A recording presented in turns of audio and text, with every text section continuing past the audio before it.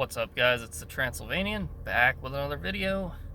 And the reason I decided to make this video had to do with a comment that I saw on my last video, and it was so stupid. I don't even know how some of these people get by in life, but it had to do with hair metal.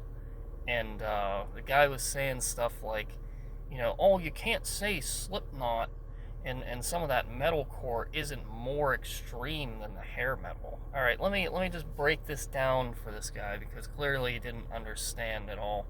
So first of all, when metal first started, so that includes traditional heavy metal and then a little bit later on with the hair metal bands, that stuff was not extreme and never was, okay? The extremity didn't come into play until thrash became a thing. That's when you started to have bands that were actually extreme, bands that were offensive, that actually pissed people off. That was when you got into the thrash scene, and then later on with the death metal and black metal, so on and so forth. Obviously, hair metal and traditional heavy metal were not offensive. They weren't extreme whatsoever. A lot of those bands are comparable to some of the hard rock geezer bands that, aren't extreme whatsoever and never were. When I talk about extremity, it's not based on sound alone, okay? Extremity is how extreme is the lyrical content, how extreme is the actual person behind the music. Are you telling me that the guys in Slipknot are as extreme as somebody in a black metal band or a death metal band? Because that doesn't even make sense, okay? That is a stupid-ass argument that makes zero sense. Saying, oh, it's more extreme than hair metal. Yeah, because hair metal is one of the weakest forms of real metal that there actually is. And it was kind of meant to be that way, being that those guys never really focused on extremity. I mean, that's just metal history. There was no extreme metal until thrash came around. But here's the problem with that, though. When you're trying to say that something like Slipknot or some of that metalcore emo garbage is more extreme than something like hair metal, that's false too. Because first of all, it's literally the same thing. It's corny ass music that most true metal fans don't take seriously. What do you think hair metal is?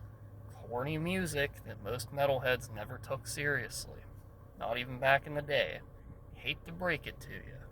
The only difference is that other stuff is corny in a whole different way, alright? When it comes to the hair metal, everybody knew it was corny, and they accepted it for that specific reason, because it wasn't meant to be taken seriously. New metal guys get up on stage and try to act like tough guys, without realizing that they have an identity crisis because you have white guys who think they're black, okay? You have wiggers. That is an identity crisis. That is someone who can't just simply look in the mirror and realize what they actually are. No, they're posers. They're trying to be someone that they're not.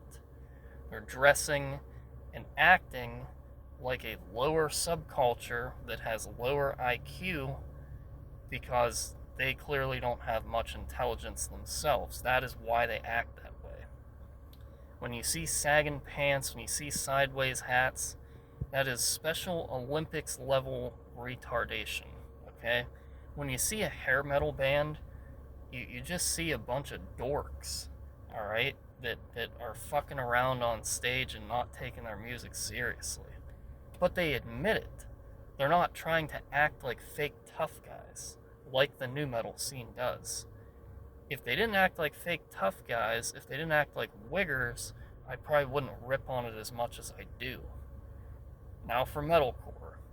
Again, the metalcore guys think they're so tough, but a lot of them, they look pretty feminine to me. I've already explained that many, many times. And if you're going for like a tough guy, hardcore image, a lot of the stuff I'm seeing in metalcore and even that deathcore is not fitting the bill in terms of toughness, alright? And even the music itself, in my opinion, is no more extreme than traditional heavy metal or hair metal. Let me put it to you this way. All of those genres are mainstream. okay? Literal normies listen to that stuff. They don't listen to black metal, they don't listen to death metal, and they sure as fuck don't listen to war metal because it is too tough for them, and it is too extreme, and it is too offensive. That's the facts.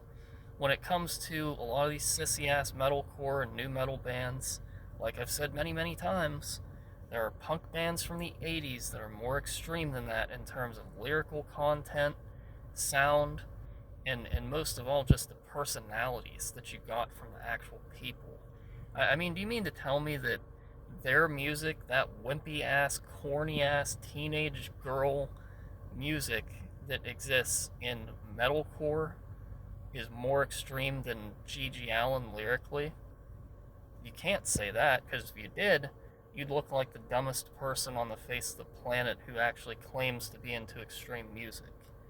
Alright? It's impossible to argue this stuff with me because I've known about this stuff for far too long.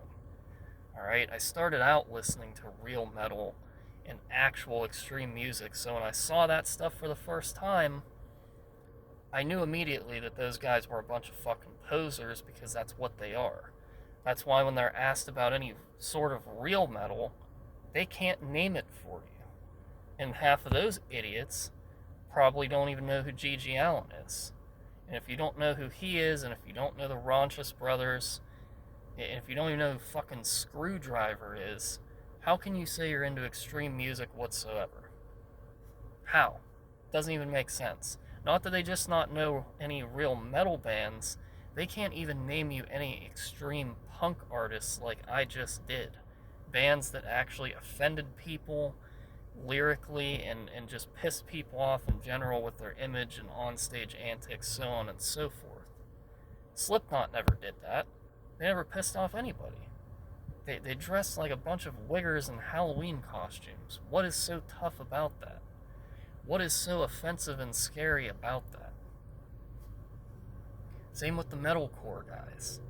Alright, you know, you got a bunch of guys wearing girl jeans, pink sweaters, and ear gauges. Alright, when I see somebody like that, I'm just expecting them to be walking into the gay bar any minute now. They don't belong at a metal show. They don't belong around people like us that are real men that listen to true extreme music. So what's the difference between those clowns and the guys that like hair metal, or that made hair metal? What's the difference? Alright, it's wimpy ass music for wimpy people. There is no difference. What it is, the only difference between them is that hair metal is technically metal, and a lot of the geezers in the metal scene like it because they're geezers and it's probably the first stuff they ever heard. A lot of those guys, the first thing they heard was Iron Maiden. The first two metal bands I heard were Slayer and Marduk. Okay, so obviously when I went back and heard stuff like that, it didn't do much for me. But that does not discredit it from being actual metal. Anyways, hope you enjoyed. See you in the next one.